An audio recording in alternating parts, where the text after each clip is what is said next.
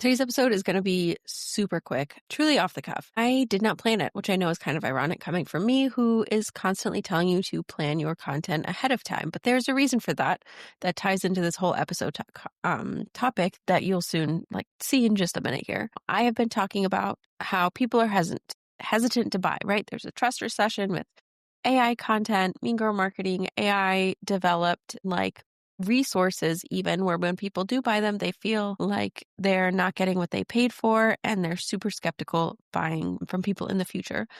So that part isn't new. But now we also have even crazier things happening in the world, especially if you are in the US, which I am, with the government shutdown. If you are a family that relies on SNAP benefits and you're not getting those, or if anyone in your audience is, that also really changes how you are going to be spending your money, right? So it's a lot more than just one of those times when people blame the algorithm changing or something, right? There's a whole lot going on in the whole wide world that is just insane. Like I said, we have been in this trust recession for a while. I've been talking about it for the past couple months, and now the government shutdown is in the mix, and the SNAP benefits and federal workers are not getting paid. My husband is one of them.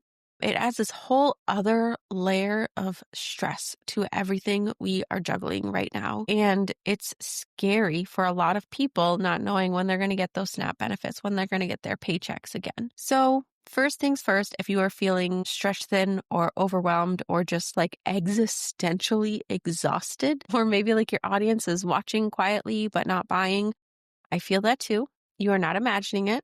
People pull back when things feel unstable. And I know I always preach about planning ahead, but planning does not mean you have to ignore what is happening in real time. Strategy has to respond to the season that you're in. So today I just want to give you a couple things you can post when you are in a slow season and you really need to have that trust and connection to be able to get the sales to feed your families without putting a ton of pressure on yourself. Okay. So let's keep this so simple. The first post is going to be a storytelling post because we have seen time and time again that human first content works best. And we know that is going to especially work right now because we're all in this era of needing more human connection. So sharing stories is always a valuable way to foster that connection. Maybe it's a customer story. Maybe it's a story about something that's going on in your life that relates to the offer you want to promote. Maybe it's a conversation you had in DMs when you answered someone's question, and it's a question that probably other people are asking to themselves or, Googling. It could be any number of stories, but share a story. Think of one of those things, write a story about it, and hit post. Or record yourself telling it in a reel and hit post. It could be about a mistake you made. It could be about a client you got. It could be about a really big mindset shift a client had from working with you, or a really big win they had from working with you. Maybe something you noticed about something that's going on in your industry lately, something you do like or you don't like, call it out and talk about it. Just share some kind of story. This builds connection without selling. It applies whether you're selling a product or a service. There's so many ways you could do this. Post number 2 is speak to their hesitation. When they're hesitating to buy something, think about why that is. And if you don't know, you can ask. Think about why they're not buying, what their objections might be, and talk about it. Approach that head on. You don't have to save that for a sales call. You can talk about it in your content. So it's a non-issue when you actually go to promote your offer. You can tie it to your offer. You can tie it to a goal that your offer, the transformation that your offer provides. You can do it in a really calm, grounded kind of way that also offers support within that connection. So it could be a nice, friendly reminder kind of post. It could be a value-led post, like tips to get past something, that hesitation, something that makes them feel seen and valued and heard. So we definitely want to make sure we're doing it in a non-shamey way and always come at it from the validating kind of space. And a third post that you can share to foster connection and trust is to address a misconception people have about your work, about your offer, about some advice that is going around in your industry that you think is just complete and total bullshit. Address that shit head on. It is good because if it goes against the kind of typical posts that you see around this topic, It can really show your unique selling proposition. Like if I were to share a post, don't do the 30 reels in 30 days challenge and then explain why, especially, making sure it addresses the wants and needs of my audience, which is mostly mom business owners who just don't have time for that. Making sure you can think about your specific audience and why that misconception is harmful to them, and then lead them to the better thing, which is whatever you teach or offer. So there are 3 post ideas right there for you to start building trust and connection so you can get the sales and get the clients. Once again, I have been talking about this for a couple months, but we are seeing that people are needing longer to buy too. So when you share this, you can, share this content in your emails as well. So you can get all of those touch points that you need to be able to share your message in a way that people actually consume and, sit with and read and connect with.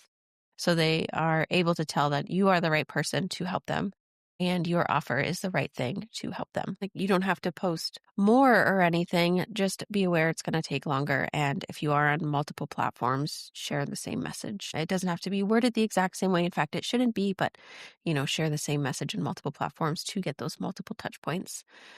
Your audience doesn't need you to push right now. They just need you to show up in a way that makes them feel comfortable and safe and understood. If any of these ideas feel helpful or you want more direction for the next couple weeks or months, I actually put something super simple and low cost together to help with that because I know firsthand how heavy this season is for so many families. And it is called What to Post When People Aren't Buying. It's just kind of a collection of post prompts, not full-on templates. You know how I feel about full-on plug-and-play templates, but post prompts to get you thinking. It is only $17. I wanted to make it very, very accessible so that anyone would be able to use it and start seeing results right away. It uses a short form to pull your audience's real thoughts and experiences, and then it autofills into this sheet that is full of trust building and connection based post prompts that you can use to get content for yourself. If you post 4 or 5 times a week, it makes about 3 months of content. You obviously don't have to do all of these posts in a row. It's just, a bunch of ideas to get your creative juices flowing. So there's the prompt, and then each one also has a call to action paired with it. There's also a self-audit checklist guide at the back to make sure it's a good post. I will link that in the show notes. And whether you use the map or you just use the ideas from this episode, I want you to remember that just because things are slow, it doesn't mean you're behind. It doesn't mean you're broken or your business is broken. It just means that we're seeing a shift, and we already know people are needing more connection and trust right now. This is a time where we're just seeing a little bit extra of that. So you can give them that without being pushy or force anything. Hang in there, keep showing up with intention and sharing your connection-based content. And when you do share some, send it to me on Instagram so I can give it some extra love. My handle is at sydneyobrien.co. That's it for this episode of Mompreneur Mastery. If you're building a business around your life, not the other way around, and you're tired of being told to hustle harder to make sales when you're already hustling at 110%, I hope this gave you a breath of fresh air. And if it did, I would love it if you left a quick review or shared this with another mom entrepreneur who is ready to market with more strategy and way less stress. And if you want to see what a cohesive content map across multiple platforms with strategic messaging looks like, check out the link in the show notes to grab your free copy of the Buyer Journey Content Map. I'll see you next time.